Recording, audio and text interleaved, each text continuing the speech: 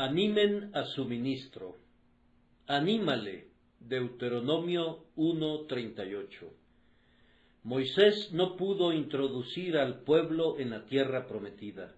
Tampoco la ley puede llevar a alguien al cielo. La ley puede sacar a un hombre del Egipto de su pecado y puede conducirlo al desierto de la convicción.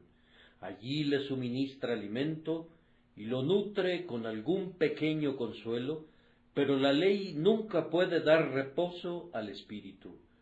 Moisés no puede introducir nunca al Israel de Dios en Canaán. Esta tarea le fue asignada a Josué, cuyo nombre, como ustedes saben, no es sino otra forma del nombre de Jesús. Así como únicamente Josué podía echar fuera de la tierra a los cananeos y dar una porción a toda la simiente de Israel, así también sólo Jesús puede dar reposo a los herederos del cielo. Moisés no puede hacerlo. Él puede ver la tierra prometida, pero no puede entrar nunca en ella. Las convicciones legales pueden ir acompañadas de algunos deseos orientados a las cosas divinas, y también de algunas percepciones de su dulzura. Pero el gozo final, el reposo que queda para el pueblo de Dios, viene al creyente únicamente a través de Jesucristo. Vean en esto la debilidad de la ley. No es capaz de conducirnos a nuestro reposo. Por las obras de la ley, nadie será justificado. Entonces, acudan presurosos a Jesús, pues Él es el capitán de nuestra salvación. Por Él, nuestros enemigos serán subyugados y nuestra herencia eterna será adquirida. Sin embargo, no es mi propósito explorar la verdad mística implicada aquí. Me voy a limitar esta mañana al mensaje que se encuentra en la superficie. Josué era un hombre joven en comparación a Moisés. Estaba a punto de asumir la onerosa tarea de comandar a un gran pueblo. Además, tenía la difícil empresa de conducir a ese pueblo a la tierra prometida y de echar fuera a las naciones que la poseían. Por tanto, el Señor le ordenó a Moisés que lo animara para que frente a la perspectiva de una gran tarea no desfalleciera. Yo pienso que esto nos enseña que Dios, nuestro Dios, es benignamente considerado con sus siervos y quiere que estén provistos de gran valor para las empresas difíciles. Él no envía a sus siervos como un tirano enviaría a un soldado a alguna misión para la cual no esté capacitado, ni retiene posteriormente su socorro, olvidándose de los apuros a los que pudieran verse sometidos, sino que es muy cuidadoso de sus siervos y no permitirá que ni uno solo se pierda. Él los valora como la niña de sus ojos, los guarda en todo momento y los defiende de todos los peligros. ¿Por qué hace esto?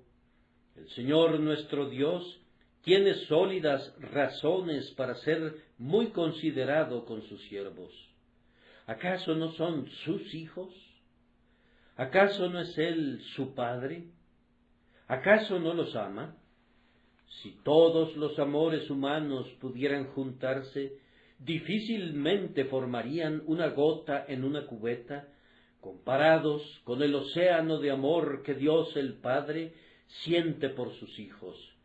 Todos los amores de las madres, todos los amores de los amigos, de los hermanos y de las hermanas, de esposos y esposas, si fueran apilados, serían como una topera comparados con la imponente montaña del amor divino que Dios el Padre siente hacia sus elegidos.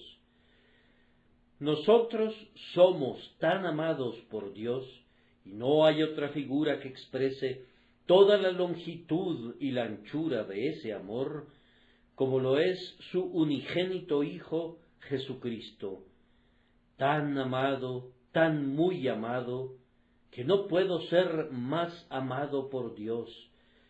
El amor con que me ama a su Hijo es el que me prodiga a mí. Como el Padre me ha amado, así también yo os he amado, dijo Cristo. Ahora, nadie de nosotros enviaría a su Hijo con la responsabilidad de una empresa difícil sin que nos quedáramos ansiosos por su bienestar. No pondríamos sobre un hijo una prueba que sobrepasara sus fuerzas, sin que garantizáramos al mismo tiempo que estaremos a su lado para proporcionarle la fortaleza necesaria para enfrentar el día. Además, el honor del Padre mismo está involucrado en todo lo que hacen. Si algún siervo de Dios cayera, entonces el nombre de Dios es despreciado. Las hijas de los filisteos se alegran, y los habitantes de Ecrón triunfan. Ajá, ajá, dicen. Ea, alma nuestra, los siervos de Dios son puestos en fuga. Jehová no fue capaz de darles la victoria. Ellos confiaron en él y fueron avergonzados. Se apoyaron en él y cayeron a tierra. No piensen que el Padre Celestial permitirá jamás que se diga eso. ¿Acaso enviará alguna vez a sus siervos para permitir luego que caigan en manos del adversario? Él es demasiado celoso de su grandioso nombre. Su honra está demasiado involucrada para permitir eso. Ustedes que son débiles, a quienes Dios ha ordenado hacer algo o sufrir por causa de su nombre, tengan la seguridad de que Él tiene el ojo puesto en ustedes ahora. No puede abandonarlos a menos que cese de ser Dios sobre todas las cosas, bendito por los siglos. No puede olvidarlos, pues su corazón de amor no cambia nunca, y la relación que tiene con ustedes no puede ser disuelta nunca. Amados, Dios el Padre cuida de sus hijos porque son sus hijos y porque su honra está en juego en ellos. Cuán dulce es el pensamiento de que si yo fallo, Dios falla, y si yo tengo éxito, puesto que soy el siervo enviado por Dios, Dios recibe toda la honra. Si yo me apoyara en Él y fallara, entonces, en esa misma medida, el propósito de Dios no sería cumplido, ni la promesa de Dios sería guardada, ni la naturaleza de Dios sería glorificada.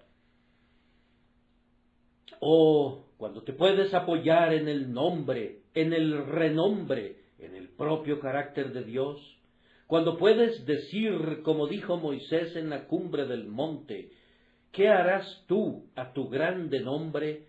Cuando puedes argumentar como lo hizo Lutero, Señor, esta no es una contienda mía, sino tuya.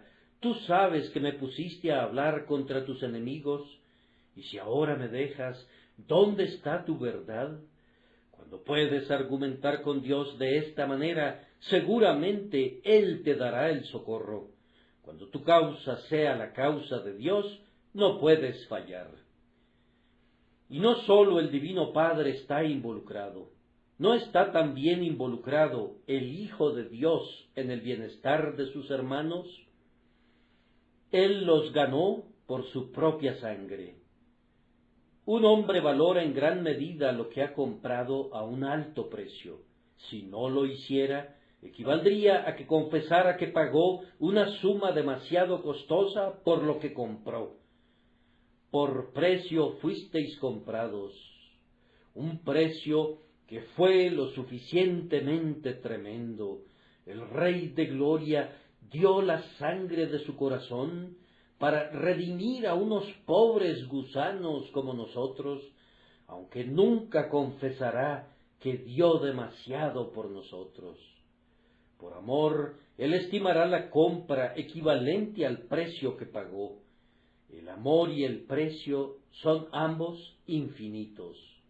Cuando mira a cada una de las personas pertenecientes a su pueblo, dice, allí está mi compra, y la valora no tanto por lo que valga intrínsecamente, sino porque ve las gotas de su propia sangre sobre esa persona.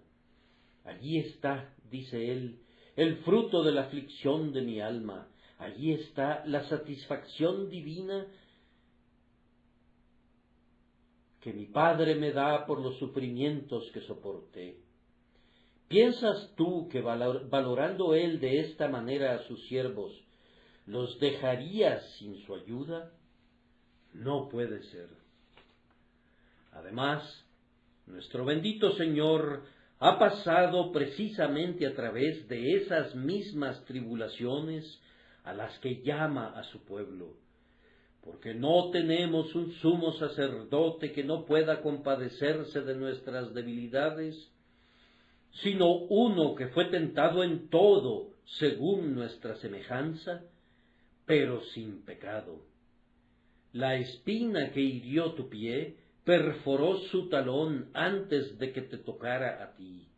La aflicción que provoca que las lágrimas broten de tus ojos ha henchido antes que nada su corazón. En cada tormento que desgarra el corazón, el varón de dolores tuvo una porción. En toda angustia de ellos él fue angustiado, y el ángel de su faz los salvó. Si ustedes mismos enviudaron, sienten una compasión por aquellos que son conducidos a un estado semejante, para el cual son verdaderos extraños otros individuos que no hayan pasado nunca por él. Yo sé que amarás a los huérfanos si fuiste alguna vez un niño sin padre. Ahora, nuestro Dios y Señor fue desamparado por su Padre. Él dijo, Dios mío, ¿por qué me has desamparado? Él cubrió toda la distancia del dolor humano y por tanto no sería posible que fuera desconsiderado con algunos de sus hijos amados. Para culminar este punto, ¿no saben ustedes que cada creyente es en realidad una parte de Cristo? Somos miembros de su cuerpo, de su carne y de sus huesos. ¿Fueron perseguidos los pobres siervos de Dios en Damasco? Cristo sufrió. Saulo, Saulo, ¿por qué me persigues? Hasta este propio día nuestra cabeza está en sintonía con nosotros. Él siente en su corazón todos nuestros suspiros y lamentos, pues estamos sumamente cerca de su carne y de sus huesos. ¿Creen ustedes que la cabeza no cuidará de los miembros? ¿Dejaré que mi dedo se infecte por descuido hasta el punto que necesite ser extirpado por causa de la gangrena? No en tanto que mi cerebro pueda pensar o mi lengua pueda hablar, y en tanto que Jesús pueda ver a su pueblo y su lengua pueda hacer alguna intercesión, no permitirá que el más ínfimo miembro de su cuerpo místico sufra por falta de pertrechos. Así como Dios cuidó de Josué, así Cristo cuida de ti en esta mañana, amado miembro del cuerpo de Cristo. ¿Acaso no basta este argumento el interés del Padre y del Hijo? Si no bastara, recuerden al muy bendito Espíritu. Él mora en todo el pueblo de Dios. ¿Cómo podría morar en ellos y no ser cuidadoso con ellos? Nosotros olvidamos al enfermo y al pobre porque viven en callejuelas ignotas por las que no transitamos. Pero ustedes no podrían soportar que la pobreza languideciera en su propia casa, me parece, sin que hubiera una disposición a remediarla. No podrían tolerar que la enfermedad yaciera en su propio aposento sin mostrar ninguna simpatía. Ahora, Nuestro cuerpo es la casa del Espíritu Santo. Él mora en el cuerpo como en un templo. ¿Y piensan ustedes que verá a su gente languidecer por falta de gracia mientras esté presente con ellos? Podría suceder que camine en ellos y los vea morirse de hambre, que perciba sus necesidades y sus privaciones, y que no satisfaga sus necesidades. No tengan sueños tan duros acerca del tierno y bendito Espíritu, cuyo nombre es el Consolador. No ha de olvidarse que su oficio consiste en satisfacer las necesidades del pueblo de Dios. El quehacer del Espíritu Santo es cuidar de los santos. Jesús dijo: cuando me vaya, les enviaré al Consolador. En tanto que tuvieran la presencia personal del Señor Jesucristo, los discípulos no necesitaban nada. Si Él tenía en cualquier momento un lugar donde descansar su cabeza que le hubiere sido dado por caridad, ellos podían descansar con Él. Donde yo estuviere, allí también estará mi servidor. Esa era la regla amorosa de Cristo. Cuando partió, ellos se quedaron como huérfanos hasta que el Espíritu de Dios vino como otro Consolador para que esté con vosotros para siempre. ¿Crees tú que el Espíritu Santo descuidaría su oficio? Oh creyente débil y tembloroso, ¿te imaginas que Dios, el Espíritu Santo, será negligente con su sagrado cargo? ¿Puedes suponer que ha asumido aquello que no puede o no quiere desempeñar? Ahora, si es su función obrar en ti, fortalecerte, iluminarte, consolarte, ¿puedes suponer que te ha olvidado? ¿Por qué dices, oh Jacob, y hablas tú, oh Israel, mi camino está escondido de Jehová, y de mi Dios pasó mi juicio? ¿No has sabido, no has oído que el Dios eterno es Jehová, el cual creó los confines de la tierra? No desfallece ni se fatiga con cansancio. Tú estás cerca de él, ahora sus ojos están sobre ti. De la manera que un padre se apiada de sus hijos, así el Señor se apiada de ti. Y de la manera que una madre acaricia al bebé que amamanta, así el Señor te ama a ti. Las entrañas de su amor suspiran por ti, se apiadan de tus sufrimientos y están listas para ayudarte en tus calamidades. Confía en Él, y Él te animará en verdad, y una vez que tus temores sean transformados en fe, triunfarás sobre todo enemigo y verás el cumplimiento de cada promesa. Observen bien cuán lejos se extiende la tierna consideración de Dios por sus siervos.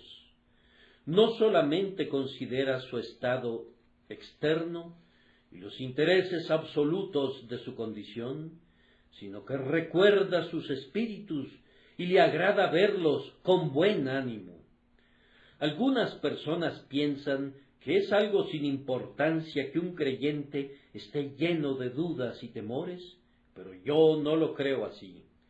Yo percibo en este texto que mi Señor no quiere que estés enredado en temores. Él quiere que estés sin ansiedad, sin dudas y sin tristeza. Él dice: anímale, tanto como que se hubiera dicho a Moisés que era algo importante que su siervo Josué mantuviera su valor en alto. Mi Señor no considera con ligereza tu incredulidad como lo haces tú. ¿Estás desalentado esta mañana? Bien, esto es un asunto preocupante. A mi Señor no le agrada ver tu rostro triste. Asuero puso en vigor una ley, la recordarás, que nadie debía presentarse en la corte del rey vestido de luto. Pero esa ley no es la ley de mi Señor, pues puedes venir enlutado como estás, pero de todas maneras Él quiere que te quites esos harapos y ese cilicio, pues en verdad hay muchos motivos para el regocijo.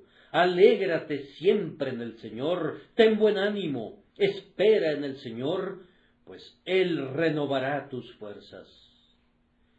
El cristiano ha de tener su ánimo en alto para glorificar al Señor. Si sustentara su espíritu en alto, sería capaz de soportar una prueba tras otra. Se acerca al fuego, pero el fuego no lo alcanzará si su fe es firme. Atraviesa ríos, pero las aguas nunca lo anegarán mientras pueda mirar a su Dios. Los cánticos más dulces de los creyentes son aquellos que cantan en la noche. El pueblo de Dios es semejante al ruiseñor. Su mejor música se escucha cuando el sol se ha ocultado. Oh, muchas cosas dependen de que su ánimo se mantenga en alto. Si el ánimo se hunde, cualquier pequeño problema yace como un peso muerto sobre el alma. Por otro lado, si la fe es firme, toneladas de problemas se vuelven ligeras como una pluma. A menos que el ánimo del pueblo de Dios sea sostenido, deshonrarán a Dios, pensarán duras cosas de Él, y tal vez llegarán a hablar cosas duras en contra suya, y así el santo nombre de Dios no será tenido en estima. ¡Qué mal ejemplo es ese! Esta enfermedad de la duda y del descorazonamiento es una epidemia que pronto se propaga en el rebaño de Dios. Un creyente alicaído pone tristes a 20 personas. Esta fobia es una especie contagiosa de locura. Los hombres son prontamente mordidos por ella. Si uno duda de la promesa de Dios, de inmediato una congregación entera comienza a echar espumarajos con dudas semejantes. Cuando Pablo estaba en el barco y tomó el pan y comió en medio de la tormenta, entonces toda la tripulación fue alentada. Pero si Pablo hubiera estado desanimado, entonces desde el capitán hasta el más insignificante grumete habrían experimentado gran turbación. Oh, tengan muy buen ánimo por causa de sus hermanos y hermanas en Cristo. Cuando quieran decir algo duro o amargo, guárdense de decirlo como lo hizo David para no ofender en contra de la generación del pueblo de Dios. Cuando pensé para saber esto, fue duro trabajo para mí. A menos que su valor sea mantenido en alto, Satanás será demasiado para ustedes. Mi experiencia me enseña que el viejo tentador cobarde siempre viene en contra de nosotros cuando nos encontramos en nuestro peor estado. Si se enfrentara conmigo algunas veces, podría arrojarlo como tamo delante del viento, pero siempre se enfrenta conmigo cuando un ataque de bilis o algún problema doméstico o alguna mala noticia proveniente del campo obstaculizan mi alegría. Entonces, con toda seguridad, en alguna vereda oscura y estrecha está plantado el archienemigo con su espada desenvainada y jura que verterá la sangre de mi alma. Pero basta que el corazón sea recto, basta que el espíritu esté gozoso en Dios mi Salvador, y el gozo del Señor será su fortaleza, y ningún demonio del infierno prosperará en su ataque contra ustedes. Además, el trabajo es ligero para un hombre de espíritu animado. Cuando el ánimo es el apropiado, puedes trabajar todo el día y casi toda la noche, pero si dejas que tu corazón se hunda y que a tu alma le falte valor, entonces te cansarás y clamarás: quiera Dios que ya fuera de noche para poder descansar de nuestro trabajo. El éxito acompaña a la alegría. El hombre que trabaja alegrándose en su Dios, creyendo con todo su corazón, tiene el éxito garantizado. El que siembra con esperanza, con regocijo segará. El que confía en el Señor y se ríe ante las imposibilidades, pronto descubrirá que no hay imposibilidades de las cuales reírse, pues para el hombre que tiene su confianza puesta en Jehová, todas las cosas son posibles. Es por tanto de suprema importancia que el ánimo del cristiano se mantenga constantemente en alto. Dios lo considera así. Así dijo el Señor: anímale, alegra el corazón del buen hombre, haz que el creyente cante de gozo, anímale. En segundo lugar, hacemos la observación de que Dios usa a los miembros de su propio pueblo para que se animen los unos a los otros. Él no le dijo al ángel: Gabriel, ahí está mi siervo Josué, que está a punto de introducir al pueblo a Canaán. Desciende y anímale. Dios no hace nunca milagros innecesarios. Si sus propósitos pueden ser alcanzados por medios ordinarios, Él ciertamente los cumplirá sin necesidad de usar alguna energía milagrosa. Gabriel no habría sido ni la mitad de apto de lo que fue Moisés para la obra. La simpatía de un hermano es más preciosa que la embajada de un ángel. El ángel, de alas ligeras, habría conocido mejor la orden del Señor que el temperamento del pueblo. Un ángel no podía haber experimentado nunca la dureza del camino, ni haber visto a las serpientes ardientes, ni haber guiado a la multitud de dura cerviz en el desierto. Por mi parte, me alegra pensar que Dios realiza su obra por medio del hombre. Nos da lazos especiales de hermandad. Hemos de depender los unos de los otros. Necesitamos condolernos de nuestro dolor y también invitar al compañerismo en nuestros gozos. Así que, al ser mutuamente dependientes del consejo y de la protección de los unos para con los otros, somos fusionados más completamente en una sola masa y somos hechos más plenamente una familia. ¿A quiénes, entonces, ha de ser asignada esta obra de animar a la gente? Seguramente los ancianos deben hacerlo, aquellos que son de años más maduros que sus semejantes. Conozco a algunas personas ancianas que cada vez que ven a un joven cristiano, se aseguran de informarle de todas las dificultades y peligros del camino. Como desconfianza y temeroso, siempre tienen una historia lastimera que contar acerca del camino al cielo. Este era el viejo estilo del cristiano en muchas de nuestras iglesias. Por mi parte, yo pienso que el cristiano anciano ocuparía mejor su tiempo si cuidara de las ovejas del rebaño y procurara cargarlas en su pecho. Háblale animadamente al buscador joven y ansioso, tratando de quitar amorosamente de su camino las piedras de tropiezo.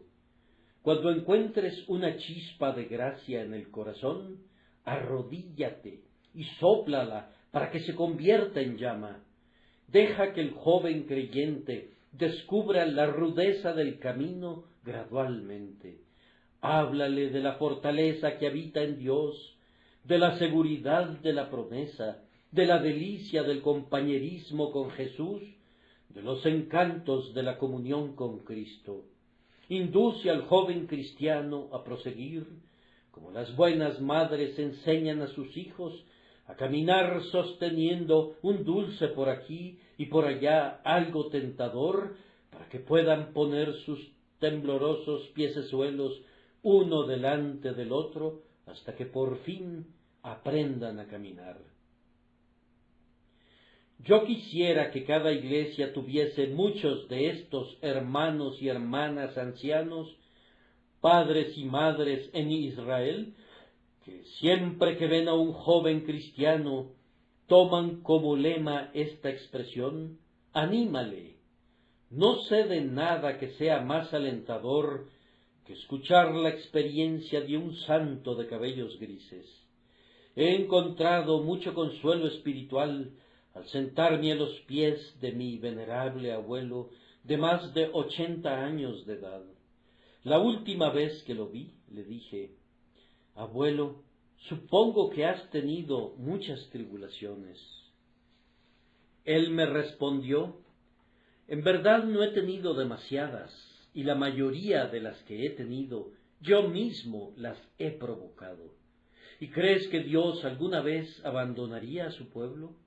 No, respondió, pues si abandonara a uno de su pueblo, me habría dejado a mí. Pero Él es un Dios fiel, y yo lo he comprobado, pues he conocido su amor durante más de 70 años, y siempre me ha sido fiel. Ni una sola cosa buena de todo lo que el Señor ha prometido ha fallado. Cuando aquellos que han atravesado el valle pueden dar un testimonio como este, eso cala profundo en el corazón de nosotros los jóvenes y nos conduce a sentir que hemos encontrado algo de lo que podemos depender con seguridad. No permitas que ninguna palabra de rencilla salga de tu boca, mi anciano hermano. No dejes que se escape ni una sílaba de queja, hermana mía. Que su boca esté llena de alabanza al Señor y llena de su honra todo el día, y así ustedes animarán a los demás. No solamente los ancianos, sino los sabios de la familia deben ser consoladores. No todos los creyentes tienen el mismo conocimiento.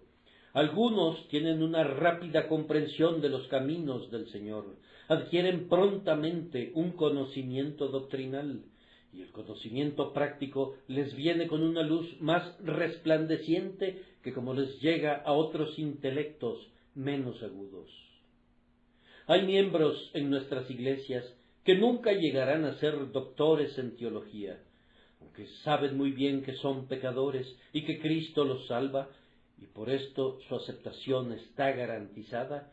Si ustedes les hablaran acerca de los misterios del Evangelio, pronto se sumergen en profundidades donde pierden pie, pues no han aprendido a nadar. Tal vez nunca serán capaces de entender, o al menos de apreciar, la doctrina de la elección. Ahora, los hombres más sabios no han de guardar su conocimiento para ellos mismos. Por sobre todo, no deberían usarlo para criticar. Sé de hombres que llevan su conocimiento como una espada. Ellos escuchan el sermón y cuando se encuentran con algún amigo que se benefició algo con el sermón, ellos cavilan, afirman: el primer punto o el tercero no me parecieron muy válidos. Se asegurarán de tener algo que decir que arranque el pan de las bocas de quienes están ansiosos por alimentarse. Ellos son más conocedores que sabios. Moisés era sabio en conocimiento doctrinal. Con cuánta consumada sabiduría se dirigió a Josué: esfuérzate y anímate, porque tú entrarás con este pueblo a la tierra que juró Jehová a sus padres que les daría, y tú se la harás heredar. Y Jehová va delante de ti, Él estará contigo, no te dejará, ni te desamparará, no temas ni te intimides. Oh tú que has escudriñado las Escrituras de principio a fin, y que conoces sus promesas, tú que has estado en las eras de las especias, y el olor de tus vestidos es como el incienso, asegúrate de citar las promesas de Dios a los corazones temblorosos, y especialmente a aquellos involucrados en la ardua tarea para el Señor. consuélalos, repite la doctrina de la fidelidad de Dios, diles, Él estará contigo, no te dejará, ni te desamparará, no temas ni te intimides. Oh, que los de sabio corazón en la familia del Señor se dedicaran a esto en todos los tiempos. No dudo tampoco que la clase más feliz de cristianos siempre haya de estar involucrada en consolar a los tristes y afligidos. Ustedes saben a quiénes me refiero. Sus ojos están siempre centelleantes, doquiera que van llevan consigo lámparas que brillan de animación. La luz del sol resplandece en sus rostros y viven bajo la luz de la faz de Dios. Pero contamos con algunos de rostro más sombrío, que son buenas gentes también. Siempre ven el lado oscuro de las cosas. Ahora, ustedes que están felices, procuren animar a aquellos que están abatidos. Oh, queridos amigos, me temo que muchos de nosotros descuidamos este deber. Ustedes se preguntarán, ¿cómo podría desempeñarlo? Di siempre una palabra amable, busca a aquellos que estén cansados y dales una palabra de consuelo. Incluso una sonrisa de tu rostro puede hacerles bien. No los evites porque estén tristes, sino más bien persíguelos, cázalos, no los dejes tranquilos en su nido de espinas, sino que si el Señor te ha concedido remontarte a las alturas hasta el claro éter azul, procura llevar a tu amigo contigo y elévalo por encima de las nubes. Supón que tu casa esté sobre un monte y tu vecino vive abajo en el pantano. Pídele que ascienda la colina y que se quede contigo. Tal vez tú tengas las llaves de la promesa, entonces usa la llave y ábrele la puerta. Es posible que tú vivas en los pisos superiores, donde puedes ver a la distancia y contemplar mayores porciones de la bienaventurada tierra. Invítalo a que suba de su sótano, para que camine sobre el techo de tu palacio y para que escudriñe el panorama con ayuda de tu telescopio. Anímale. Que el hermano menesteroso sea animado de la misma manera por aquellos que son ricos entre ustedes. Ustedes pueden frecuentemente infundir consuelo a sus espíritus abatidos por medio de una ayuda oportuna. El menesteroso se considerará rico con las obras que le des. Quizá tu pobre hermano piense que lo miras con desprecio porque estás en una mejor situación que él. Procura evitar que piense así. Si Dios te ha bendecido con una buena posición en su providencia, has de estar presto a animar a quienes son pobres y necesitados. Oh, si todas estas cosas que le he estado aconsejando fuesen puestas en práctica, qué vasta cantidad de felicidad sería creada. Nuestras iglesias serían más semejantes a una familia. No me gusta que la gente asista a un lugar de adoración como muchos témpanos de hielo que flotan por el mar y se evitan entre sí, sino que me gusta ver que todas las distinciones sean eliminadas, exceptuando las distinciones de gracia superior y aquellas que son observadas porque un hermano ha echado más al tesoro común de riquezas espirituales de la Iglesia que cualquier otro hermano. Me gusta que aquellos que temen al Señor hablen a menudo con los demás. Cuando aquellos que temen al Señor hablan a menudo en contra de los demás, es señal de que estamos entrando en un mal estado.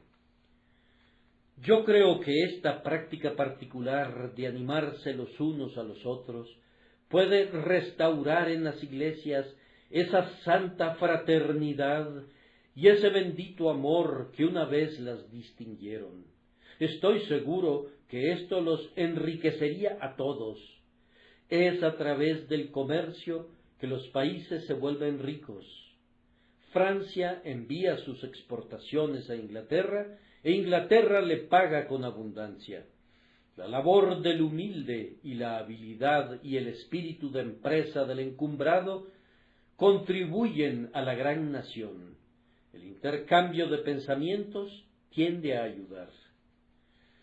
Un arroyo de santa riqueza fluiría a través de nuestras iglesias si cada uno buscara al otro con miras a alentarlo santamente. Cuántas cosas buenas son estranguladas en su nacimiento.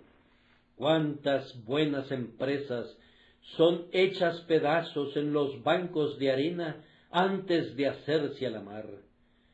Animen a esa hermana de corazón amoroso que piensa que al menos podría tomar al grupo de infantes en la escuela dominical. Animen a esa anciana que tiene poco talento, pero que aún así podría ir de casa en casa para atender a los enfermos.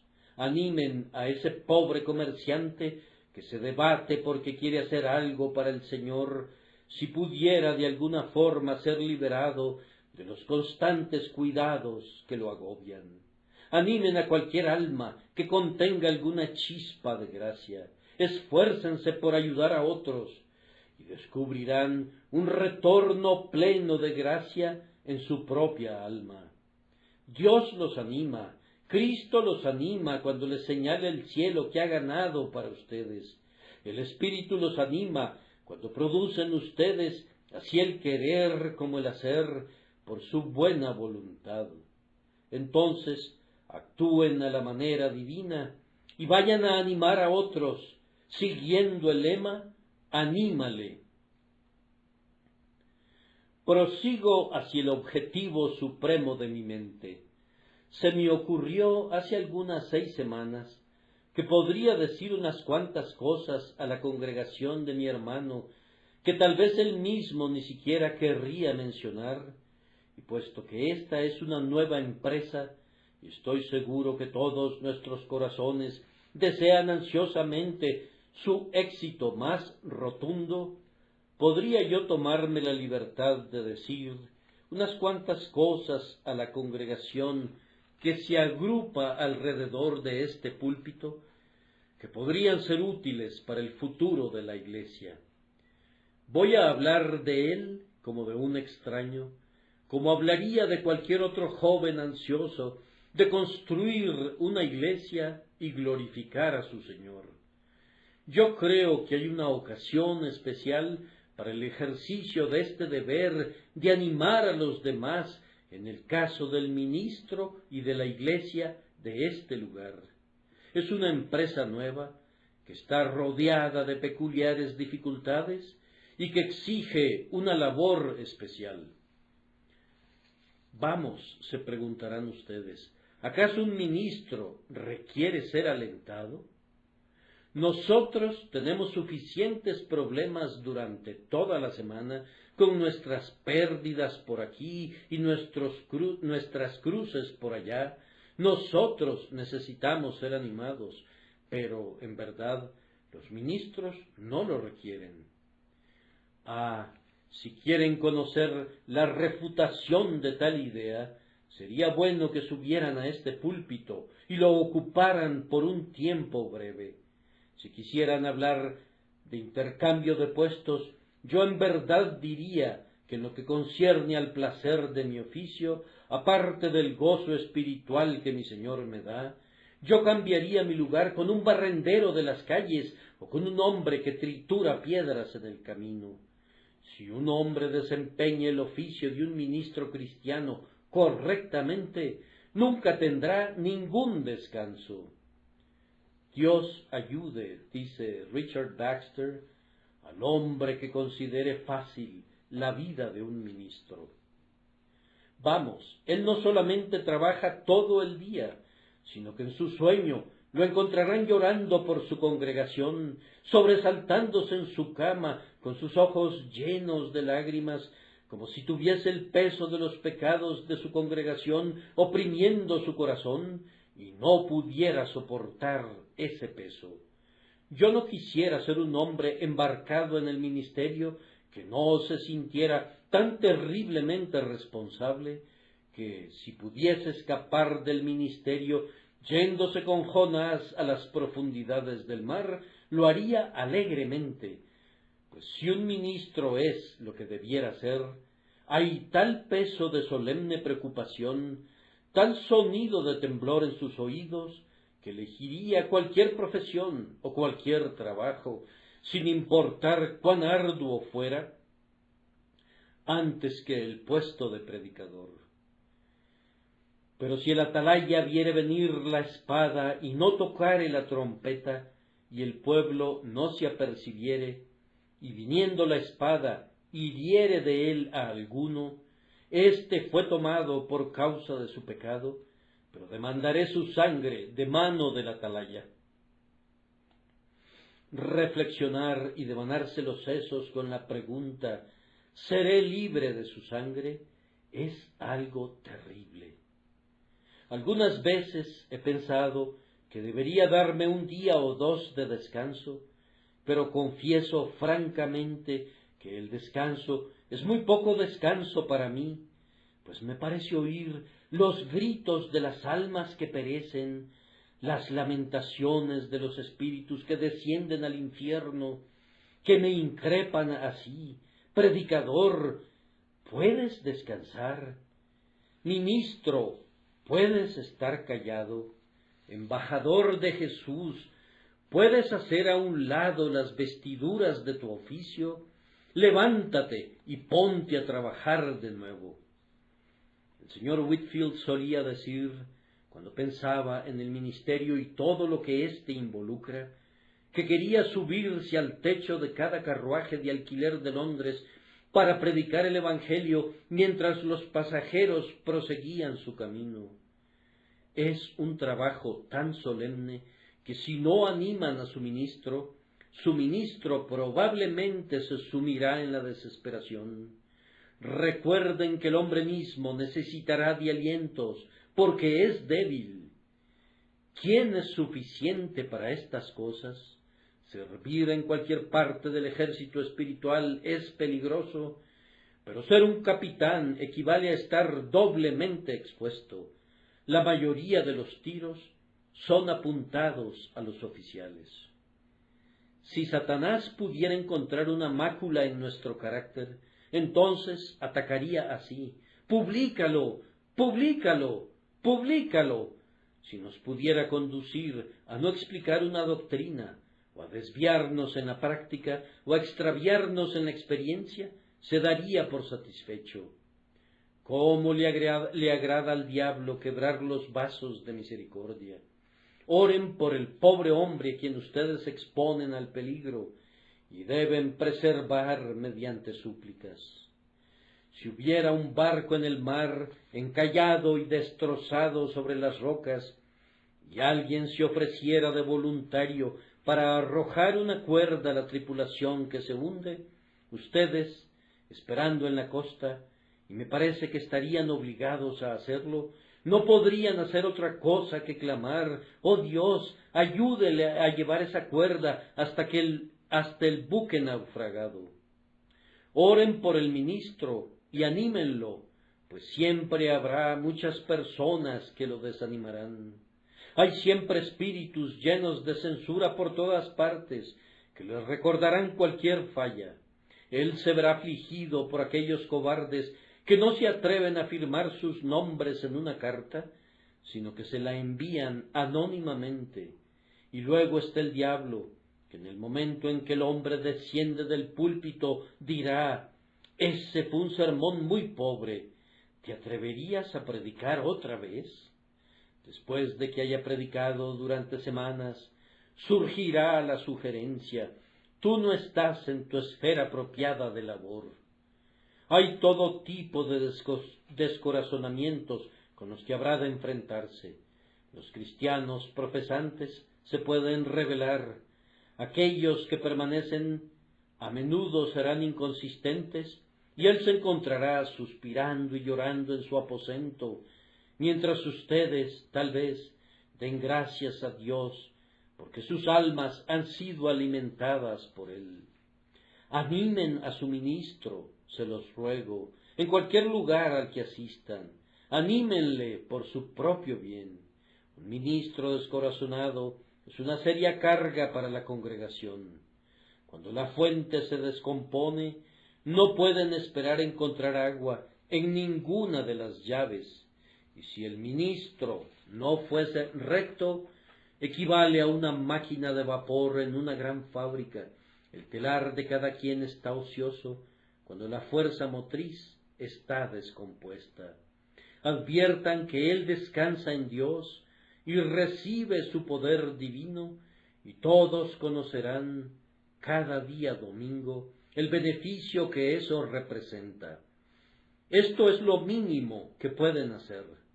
Hay otras muchas cosas que les podrían causar gastos, esfuerzo, tiempo, pero animar a su ministro es tan fácil, es un asunto tan simple, que muy bien puedo presionarlos para que lo hagan.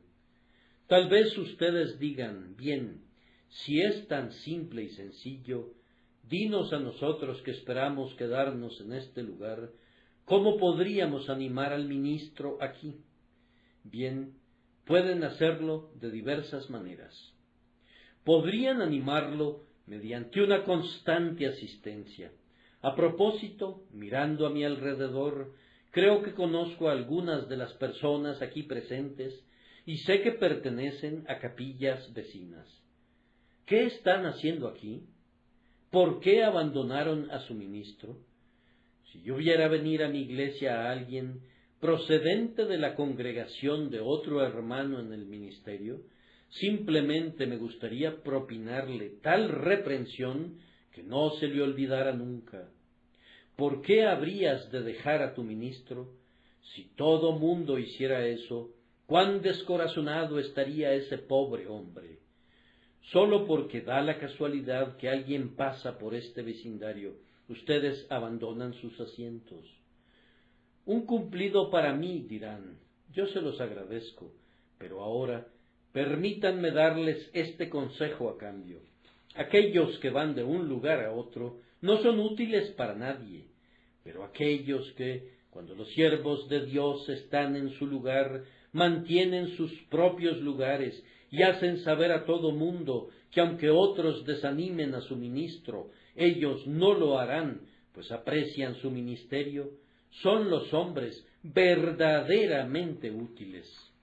Además, permítanme decirles que pueden animar a su ministro cuando están presentes en la reunión de oración. Siempre es posible detectar cómo está progresando una iglesia por las reuniones de oración. Casi podría profetizar el tipo de sermón que se predicará el domingo a partir de la reunión de oración del día lunes. Si muchos asisten a la casa de Dios y son sinceros, el pastor recibirá una bendición de lo alto. No podría ser de otra manera, pues Dios abre las ventanas del cielo a la oración creyente. Nunca dejen de suplicar por su pastor en su aposento. Oh, queridos amigos, cuando mencionan el nombre de un padre y el nombre de algún hijo, mencionen también el nombre del ministro. Denle una gran porción en su corazón, y tanto en la oración privada como en la pública, anímenle además, haciéndole saber si han recibido algún bien. Oh, si viniese a esta casa de oración un pecador que necesitara un Salvador y desconociera el camino, y las palabras de mi hermano le señalaran la cruz del Salvador, si el ministro fuese el instrumento de mostrarles lo que significa la fe y de conducirles a creer en Él, que nos ha reconciliado para con Dios por su muerte, no oculten las buenas nuevas, vengan y díganlo. La mejor forma de hacerlo es proponiéndose estar unidos en comunión con la Iglesia. Las reuniones nocturnas en nuestra Iglesia, cuando recibimos nuevos candidatos en la congregación, son las noches de cosecha en el ministerio cristiano. Entonces es cuando vemos cómo prospera la causa de Dios en nuestra mano. Pero si los muchos que han sido convertidos dentro de la iglesia no se lo hicieran saber al ministro y se lo guardaran, ¿cómo habría de ser consolado el pobre hombre? Sé que me dirijo a algunos aquí del pueblo de Dios que no han hecho nunca una profesión. Supongan que todo el pueblo de Dios hiciera lo mismo que ustedes y tienen tanto derecho a hacerlo como ustedes. ¿Cómo, les pregunto, cómo se mantendría el propio ministerio? ¿Cómo se impediría que los corazones de los ministros se quebrantaran si nunca supieran de ninguna conversión? Dense prisa, no lo pospongan, no se demoren en guardar los mandamientos de Dios, sino pasen al frente de inmediato y reconozcan lo que Dios ha hecho por su alma. Además, todos ustedes pueden animar al ministro por la consistencia de sus vidas. No creo haberme sentido más gratificado que cuando en una ocasión estaba en una reunión de oración y tenía que reportar la muerte de un joven hermano que estaba al servicio de un eminente empresario. Llegó una notita del empresario que decía: mi empleado Eduardo ha muerto. Les envío aviso de inmediato para que me envíen a otro joven, pues si sus miembros son tal como él era, no deseo nunca tener mejores empleados alrededor mío. Yo leí la carta en la reunión de la iglesia y pronto se encontró a otro joven. Es algo alentador para el ministro cristiano saber que sus convertidos son tenidos en alta reputación. Un patrono impío dijo de otro miembro de mi iglesia: no pienso nada bueno de él, no es útil para nadie, no puede decir una mentira. Oh, ese es el honor que un ministro cristiano anhela y desea con ansias: tener seguidores consistentes, contar entre quienes lo escuchan con personas que adornarán la doctrina de Dios nuestro Salvador. Reúnanse alrededor de mi hermano, todos ustedes, y anímenlo, ayudándole con ahínco y confirmándolo en toda buena palabra y obra. Hay un vecindario aquí, me han informado, que requiere evangelización. Aquí tenemos la pobreza junto a las riquezas. ¿Acaso aquella desventurada alfarería no sería mejor para la construcción de esta casa de oración? Estoy seguro que mi amigo Sir Morton Peto pensaría que ha desperdiciado su dinero si fuera simplemente para la reunión de una congregación y no para mejorar el vecindario. Construimos siempre nuestras casas con miras a la gente que está alrededor. Creemos que es como abrir un pozo en el desierto, o una posada para las caravanas, o un oasis en el desierto, o colocar una fuente de agua potable donde las almas sedientas pudieran beber. Es llevar un nuevo médico al vecindario para que atienda a las dolencias y enfermedades de las almas. Oh, cuán vivamente anhela mi corazón el éxito de esta casa, no únicamente porque el ministro sea mi hermano, sino porque él es un valiente soldado de Cristo. Por predicar la verdad, no ha dudado en granjearse una multitud de enemigos en otras partes, y no se avergonzará de hacer lo mismo aquí, si el mismo caso ocurriera. Yo le honro porque él ha honrado a mi Señor, y yo espero que ustedes reciban de él la verdad, toda la verdad, y sólo la verdad, en la medida que Dios se la ha enseñado. Yo sé que está presto a entregar su cuello por la conversión de las almas. Yo conozco su disposición para hacer cualquier cosa por la conversión de los pecadores. Y si ustedes no lo alientan, atraerán sobre sus cabezas todas las maldiciones de aquellos que rechazan al profeta de Dios. Pero si lo animan, verán a una iglesia que se reúne a su alrededor, que permanecerá después de nuestro tiempo, que será un arroyo perenne de bendición para edades venideras, hasta que Cristo mismo venga y consume el reino, reinando él mismo en persona entre los hijos de los hombres. Que el Señor conceda su bendición. Algunos de ustedes no pueden animar al ministro, no pueden animar a nadie, pues ustedes mismos no han nacido de nuevo. Oh, si ustedes no han pasado de muerte a vida, lo primero que puede animarlo es que comiencen a pensar acerca de su propio estado. ¿Dónde están? ¿Qué son? ¿Están sin Dios, sin Cristo, sin salvación? ¿Estarán sin vida y sin el cielo, encerrados en el abismo para siempre, a menos que se arrepientan? Oh, ustedes animarán al ministro si el Señor los guía a considerar sus caminos y a volverse del pecado y de la justicia propia también, y a mirar al todopoderoso Salvador, que puede salvar perpetuamente a todos aquellos que confíen en él. Que el Señor agregue una bendición por Cristo nuestro Señor. Amén.